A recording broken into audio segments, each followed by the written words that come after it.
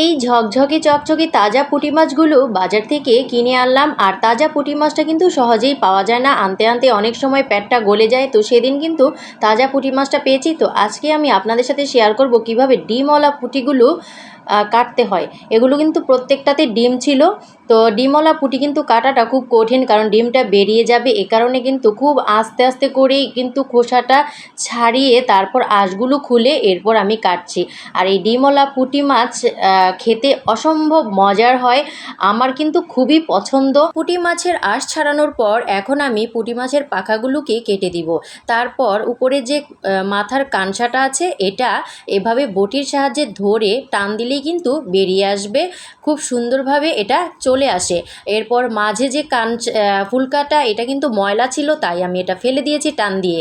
এরপর একটু লেজটা কেটে পেটটা অল্প একটু কাটবো, বেশি কাটবো না, যেহেতু ডিম আছে ভেতরে, ডিমটা কিন্তু বেরিয়ে আসতে পারে। অল্প একটু কেটে শুধু নাড়িগুলো এভাবে অল্প আস্তে করে টান দিলেই এগুলো পরিষ্কার হয়ে যাবে, বেশি ময়লা থাকে না ডিমওয়ালা পুঁটির মধ্যে। তো এই যে কাটা হয়ে গিয়েছে। এখন আমি আরেকটা মাছও নিয়েছি ডিমওয়ালা, তো সেটাও কাটবো। আর পুঁটি মাছ কাটতে কিন্তু ছাই ব্যবহার করতে হয়। আমি এখানে ছাই ব্যবহার করেছি অল্প পরিমাণেই, কারণ যেহেতু আমি এখানে ভিডিও করব, দেখা গেছে ছাইয়ের কারণে ভিডিওটা ভালো করে দেখা নাও যেতে পারে। তাই আমি অল্প একটু ছাই নিয়ে এভাবে আঁশটা আবার খুলে নিয়েছি, আবার কাঁচাটা কেটে তারপর কিন্তু আমি পেটটা কেটে নিব। আর পেটটা কাটার সময় কিন্তু সাবধান থাকবেন যাতে ডিমটা বেরিয়ে না আসে। তো এই যে অল্প করে টান দিয়ে এই যে পরিষ্কার করে ফেললাম। তো খুব সহজ কিন্তু পুঁটি মাছ কাটা। আমি কিন্তু বিয়ের আগেই এই পুঁটি মাছ কাটা শিখেছি, আর আমার যেহেতু পছন্দ তাই হয়তো শিখেছি। আর এখানে আমি ডিম ছাড়া একটা পুঁটি মাছও কেটে দেখিয়ে দিচ্ছি। ডিম ছাড়া পুঁটি মাছে কিন্তু আপনি পেটটা ভালো করে চাপ দিলেই ভেতর থেকে ময়লা বেরিয়ে আসবে। তো এখন কিন্তু সে একই রকমভাবে খোসা ছাড়িয়ে পাখাগুলো ফেলে এরপর এই যে একবার চাপ দিয়ে ভেতর থেকে ময়লাটা ফেলে দিয়েছি। তো হয়ে গিয়েছে পুঁটি মাছ কাটা। তো আমার ভিডিওটা কেমন লাগলো আপনাদের কাছে? নতুন যারা রাঁধুনি তারা অনেকেই জানে না কিভাবে পুঁটি মাছ কাটতে হয়। আর পুঁটি মাছ কিন্তু বাজার থেকে কাটিয়ে আনা হয় না, তাই কিন্তু অনেকেই দ্বিধায় পড়ে যায় কিভাবে পুঁটি মাছ কাটতে হয়।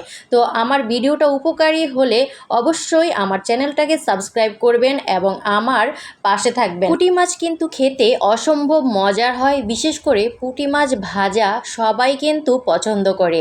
পুঁটি মাছ ভাজা এবং পুঁটি মাছ দিয়ে ছোট যে কোনো সবজি দিয়ে যদি রান্না করেন মাখা করে, অসম্ভব মজার হয়। অনেকেই কিন্তু পুঁটি মাছ পছন্দ করে। বড় মাছ খেতে খেতে অভক্তি হয়ে যায় যখন, তখন এই পুঁটি মাছটাই কিন্তু আমাদেরকে অনেক খাবারের রুচি এনে দেয় বা খেতে অনেক ভালো লাগে। তো পুঁটি মাছটা কিন্তু অনেক পাওয়া যায়, তবে একেবারে তাজা ফ্রেশ পুঁটি মাছটা কেনার চেষ্টা করবেন। আর পুঁটি মাছ কিন্তু সাথে সাথেই কেটে ফেলতে হয়, কারণ পুঁটি মাছ ফ্রিজে রাখার পর যখন পানিতে ভিজিয়ে রাখবেন ফ্রিজ থেকে নামিয়ে, তখন কিন্তু এটা কাটা যায় না, তখন কিন্তু পেট গলে যায়, কাটা বেরিয়ে যায় কাটতে গেলে। তো এই কারণে পুঁটি মাছটা তাজা তাজা কাটার চেষ্টা করবেন আর ফ্রিজে রেখে দিবেন। ফ্রিজ থেকে নামিয়ে লবণ দিয়ে কষলে রান্না করবেন, দেখবেন অনেক স্বাদ পাবেন, একেবারে তাজা তাজা লাগবে। তো আমার ভিডিওটা ভালো লাগলে লাইক কমেন্ট শেয়ার। আল্লাহ হাফিজ।